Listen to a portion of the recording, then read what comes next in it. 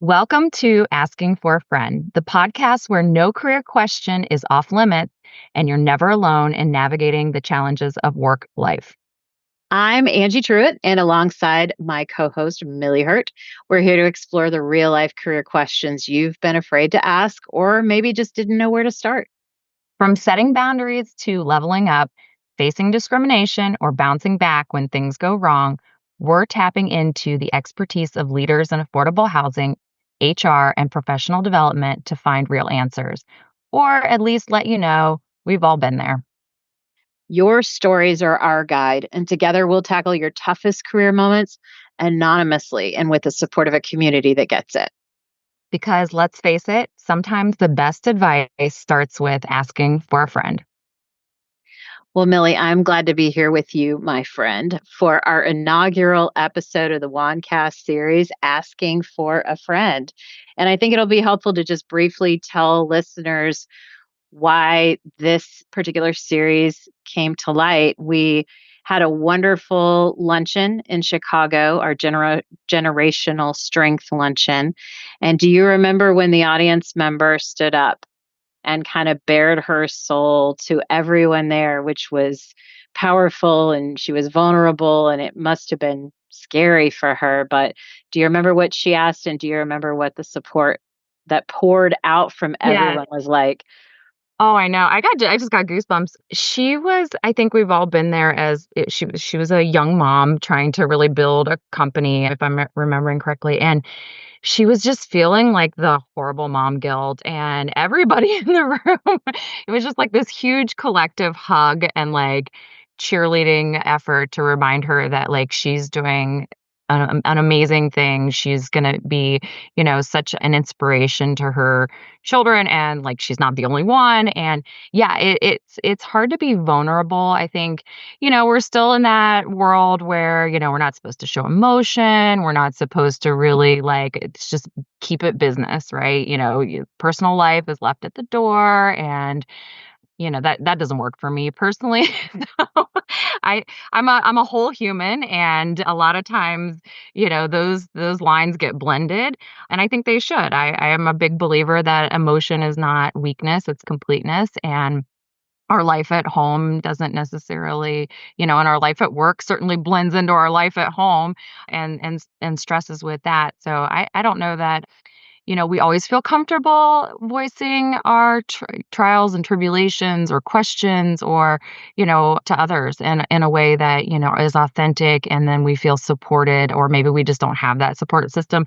Girl, we're lucky because we have each other, and we've built this network with Juan where we feel like we have people that we can connect with and lean on and know that we're not alone.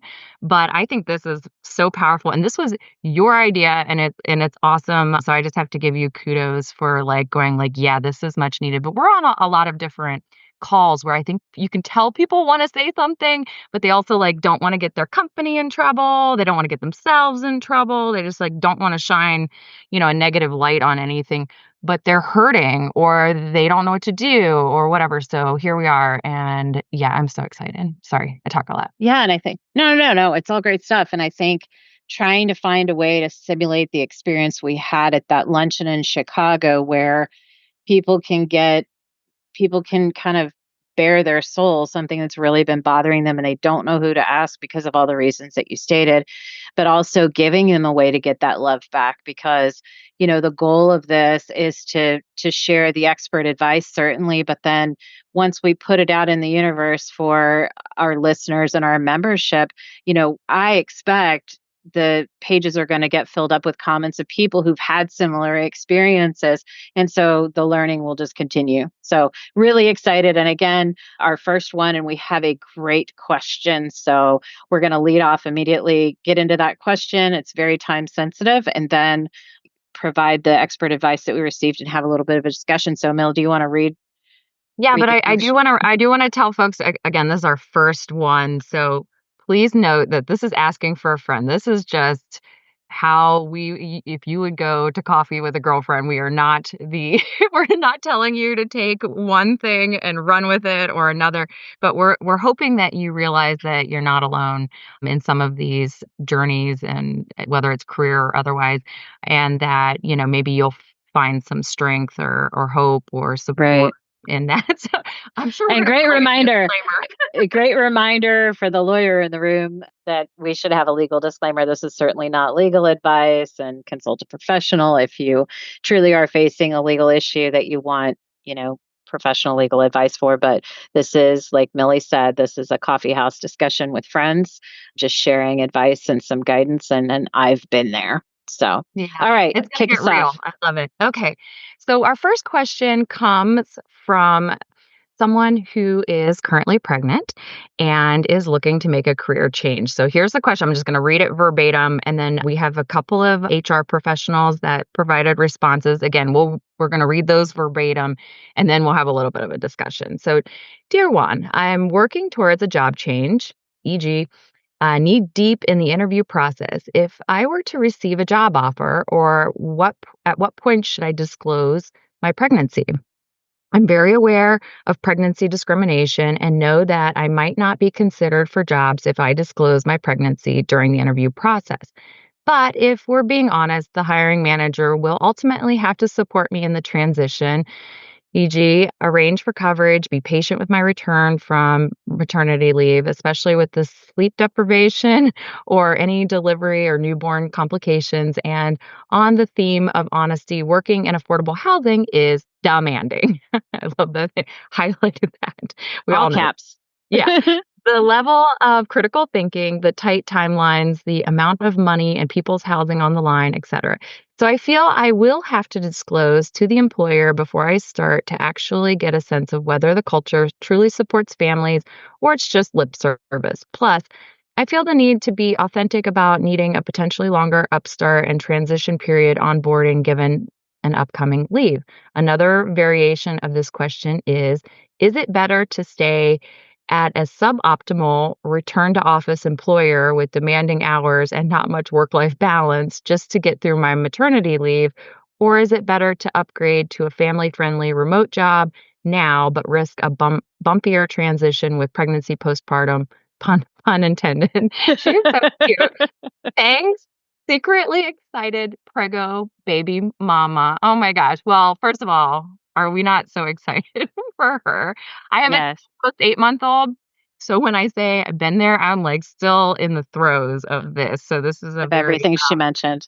yeah, Yeah, and very, I know that these are all anonymously submitted, but I really wish I could figure out, she's such an excellent writer. I want to recruit her to our comms team on one. yeah.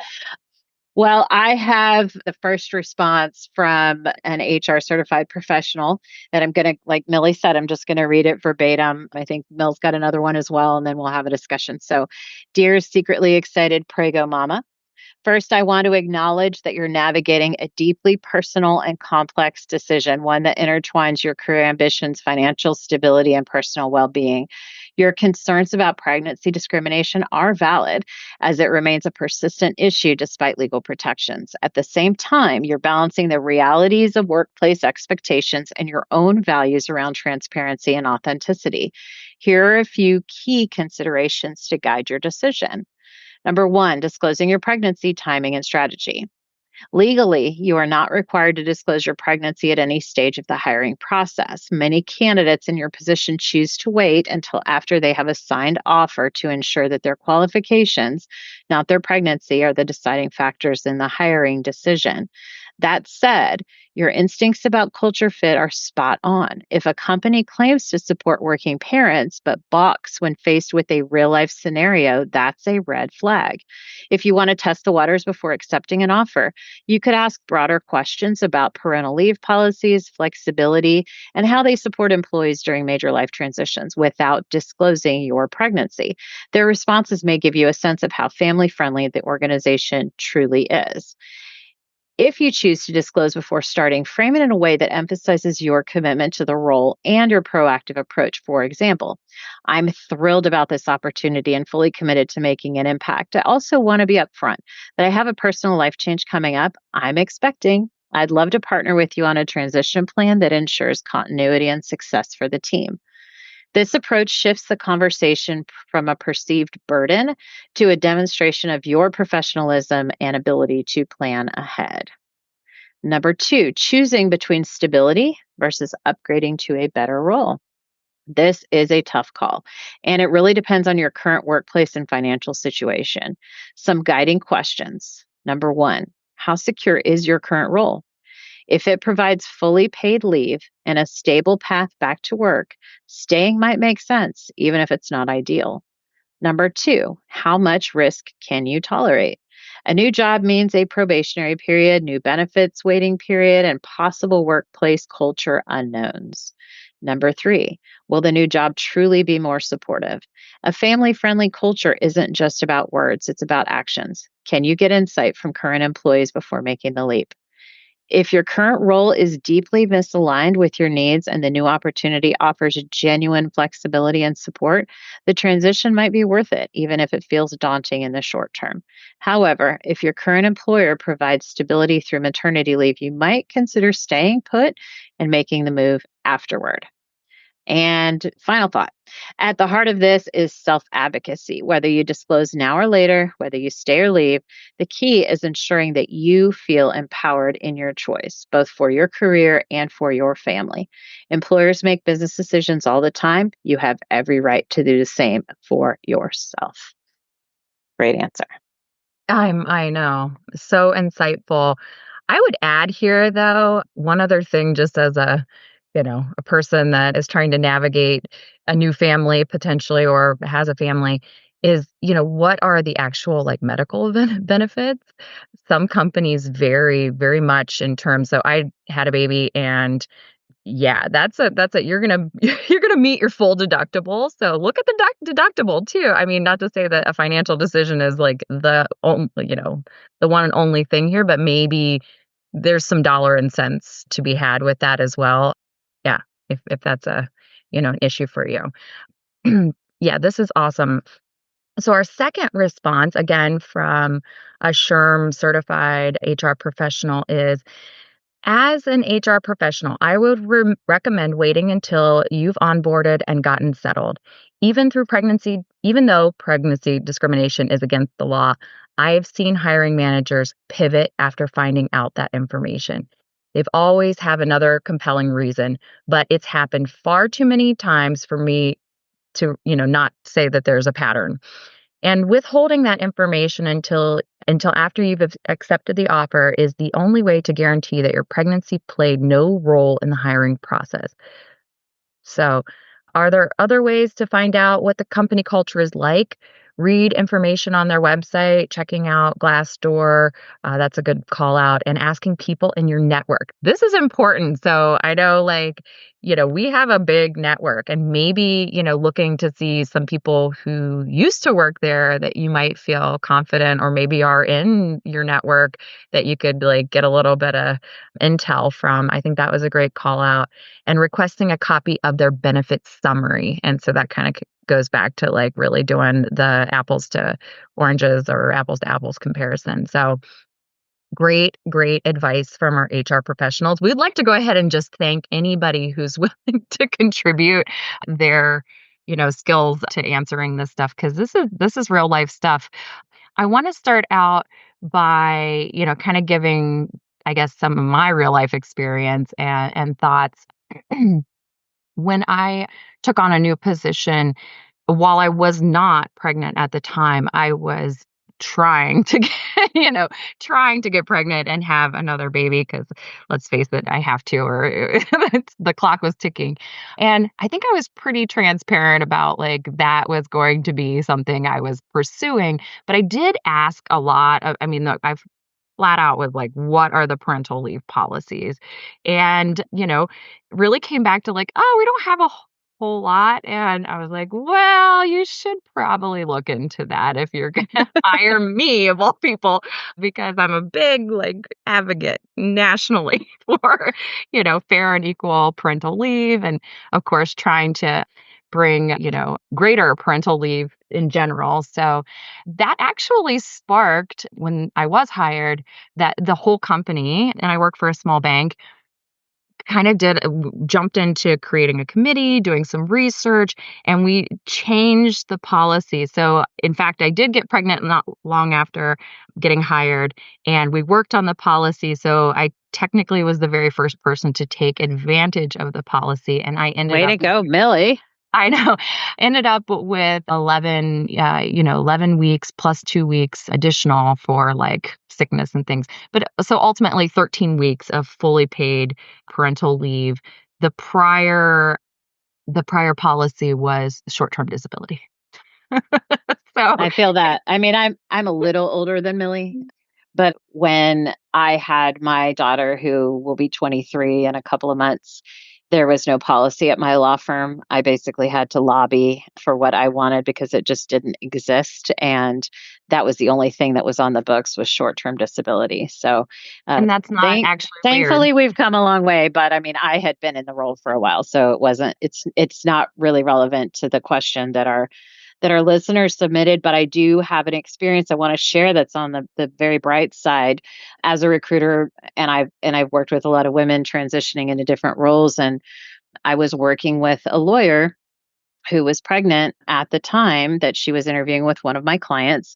And she had some pretty significant concerns, not necessarily about the disclosure in general, but whether the pregnancy would forbid her from being able to move on because it was going to be a pretty hefty financial responsibility on her part. Her firm required attorneys who took maternity leave. They're probably, I don't know if it also affected paternity leave or parental leave in general, but her situation was if she left the firm within 1 year of being out on paid maternity leave, which was a 3-month paid leave, she would owe the firm all of her salary back from that 3-month period of time, which if you can imagine lawyers make a little bit of money, that would have been a sizable cost and it would have likely kept her exactly where she was in that job for at least a year following return from maternity leave. My client wanted her in the position so badly that they bought her out of that. And so they obviously let her finish out her pregnancy there, take her leave. Then they paid her for the time she would be responsible for paying the firm back and then brought her on board when she was ready to come. They even, this was prior to COVID and a lot of people working remotely, they even set up a remote work policy for her so that she could spend more time at home. And so there are companies that do care, that do want to support parental leave needs. And so, just wanted to throw that out there because we do mostly hear the stories that aren't encouraging. And there definitely are companies out there who are willing to go to bat for women Yeah. and men, right, who want to Right. stay home and be with their new babies. Yeah. I want to go, I want to dig into this question some more with you, especially the variation of the question. Is it better to stay at a suboptimal return to office employer with demanding hours and not much work-life balance just to get through the leave, or to upgrade to a family-friendly remote job now but risk the bumpier transition with pregnancy postpartum? Well, first of all, postpartum is it's a thing.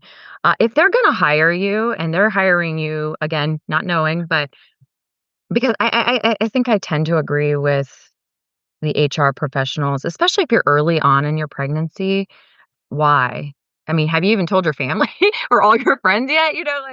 Maybe you're not far enough along to really, it's not something you would share anyways with anybody, let alone like somebody you don't know. But I think that if you're really gonna be in a stressful situation staying, is that good for, the child, the baby, and you? I think any new employer doesn't expect you to necessarily hit the ground running, right? And so I don't know, it's definitely a tough question, but the work from home, the remote, that has certain definite, advantages and having some flexibility, which seemingly is going away in this country, which sucks. But you might be able to flex your hours a little bit more with the new company, and and have more time with the newbie, with the newborn. So, I personally, I lean towards probably taking the chance, assuming some of those other things we talked about, like financial risk and all of that, maybe getting out of it doesn't sound like the best situation. Like maybe, hopefully, it's not toxic, but super demanding, no work-life balance. I mean, that is stress, like, your body, you're already working overtime to create a baby. So I don't know. That's just my personal feelings on that. Yeah, I think I'm in your camp, Mill. I mean, I definitely, walked away from the practice of law to do something completely different because the practice of law did not help me be a good single mom, right? And so I think there are so many very personal, like our first respondent said, this is a very personal decision for any parent. But for me, I think so much rides on your own, happiness at your job. And so I think your ability to cope with new motherhood, whether it's your first or your, second, fourth, whatever, there's so many things that you're needed for. You need to be all in. And so if you're dealing with a situation at a current role that you're not supported in and that has horrible work life balance, I mean, all that stuff's kind of a heavy cloud, right? And so, again, factoring in all of the big important questions, it's a lot. There's a lot to consider, but, all things being equal, I would definitely roll the dice on the new, better place to work that just makes you feel supported so that you can focus 100% on bringing that new life into the world and enjoying all those experiences. But and we're also going to, once we post this episode, and share it across social media and everything, I am sure we're going to get some really valuable responses from our listeners and our WAN membership and other professionals because this has happened to so many people. And so we're really excited to get some additional resources for anybody who's facing this situation, especially our excited Prego Mama. Yeah. Another funny story is when I did finally, like was pregnant and I was out, we had a huge grant that was due. President of my bank who, we're so small, but like he did these huge grant applications prior to hiring me. So this was like the thing that I was coming in to like take over. And I had to hand it like right back to him. Like, sorry, gonna be out. He joked, like, did you time this?